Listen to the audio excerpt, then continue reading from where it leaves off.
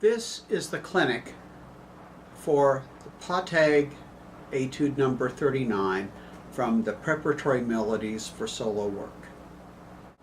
This etude does have a lot of jumping around, has some scales, intervals, a lot of arpeggios and so forth. One of the things to worry about is making sure that you have enough energy and air to get all the notes out within a particular phrase. So one of the things that I stress to my students, no matter if they're playing up high or down low in all part of their range, is to think about all the notes in our playing spectrum as being on the same page. I like to think of it as being all nose level. Like mid-range, lower range is more in here, but as I go into the upper range, I'm using the airstream to blow out to reach the note rather than elevate down, or rather up as this case may be, or down, which will more likely cause either wrenching the embouchure down tighter as you go up or making it more flabby as we play lower. Let the air reach out for the upper notes and use more forward air direction. One of the things that we could do to illustrate this is to go through and whistle this. Again, I'm a firm believer in whistling or even blowing an air pattern if you can't whistle, because you can approximate the same thing. So if you whistle and think about blowing a nice consistent air tube with the same diameter and just letting the air reach and work for it, this etude will progress a lot easier for you. If you whistle or blow an air pattern, you can readily feel the air change.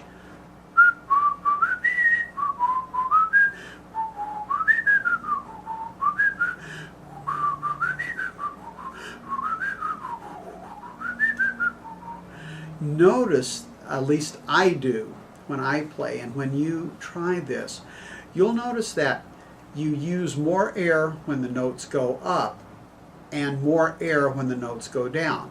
More energy as they go up because you have to use a further directed wind column to make sure that you have enough energy for the whistle to work.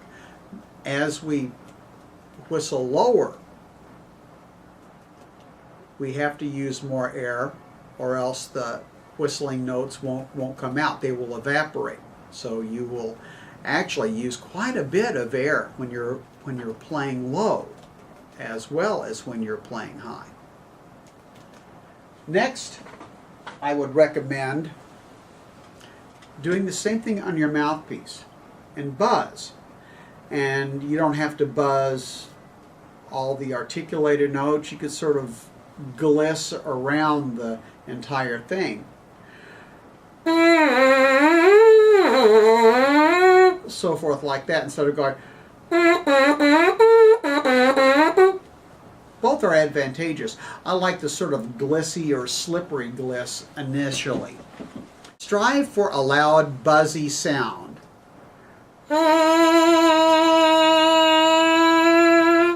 That's the kind of sound. If you get a real foggy or too tight, that doesn't work either. Make sure that you have your wind, have your lips in a little bit more closer proximity, almost like a free buzz, and that's where you're going to get your loud buzz. If you play like that on the mouthpiece and have that same sensation when you play the horn, not only will you have a much more efficient sound, but it'll be a lot easier to play over the long haul. Now I have a metronome set at my performance tempo, which is 82. I'll pick up my horn. If you have a burp device, You could put your mouthpiece in the burp apparatus, or what I will do sometimes in the absence of getting a burp, I'll just play the mouthpiece, have my horn at the ready here, and I will buzz like I did before, but then I will finger along with it.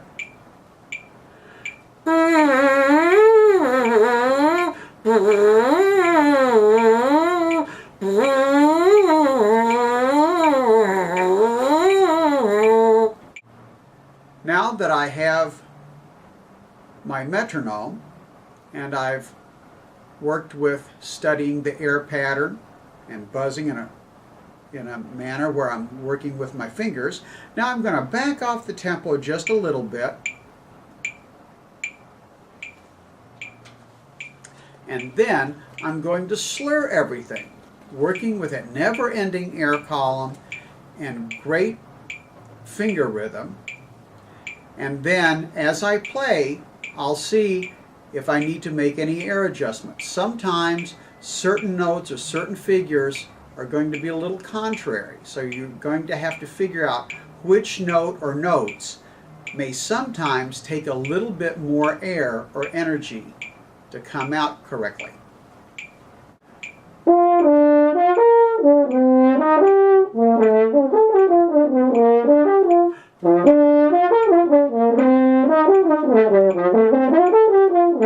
There's a little glitch in there on that second beat of the first measure on the second line.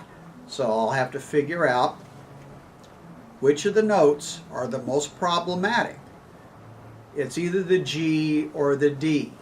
What I might do, if I find out it's the D and I can't get the D controllable using traditional fingerings, another thing that you could do is use the B flat horn on that D.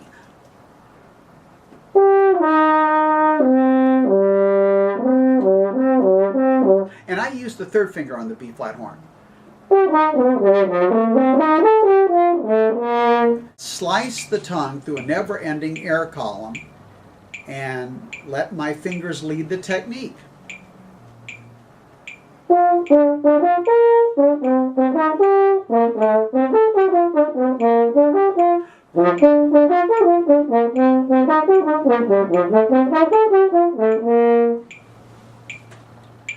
Also, you might have caught that I used a little bit more B-flat horn fingering on the last measure of the top line. Instead of going first finger for the F, I kept the trigger on. It made the F respond a little bit better, so then for the G, all I do is just lift my thumb up and the G pops out. So there's nothing wrong with looking at other fingerings, playing more on the B flat horn, playing more on the F horn, as long as it makes your job easier. Once you have the slur passage already down and you have good finger-tongue coordination, then we add the tongue.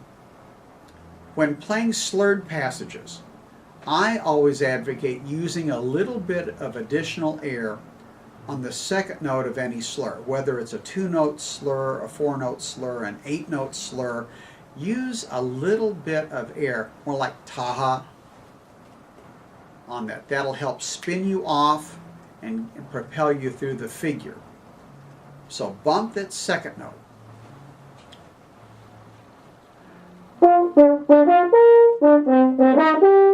And not clipping it. I'm not cutting it short. Keep it long.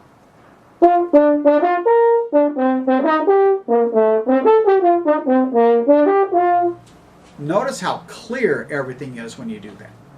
Chromaticism in this work is important. These are points of expression which should be brought out. Allow chromatic passages to have shape.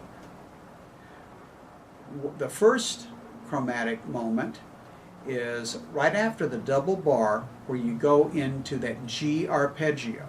Before, you have been playing with your B flat. Then all of a sudden you're at G major. Ah, so make that noticeable. Then, on the third line, you have all these chromatics. Give a little shape.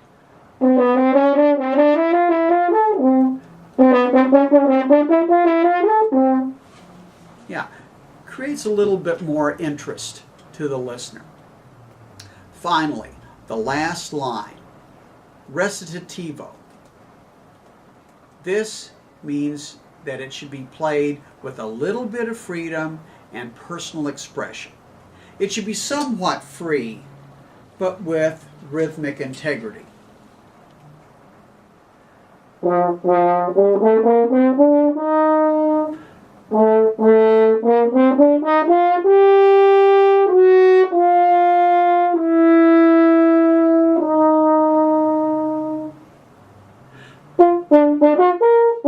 So forth.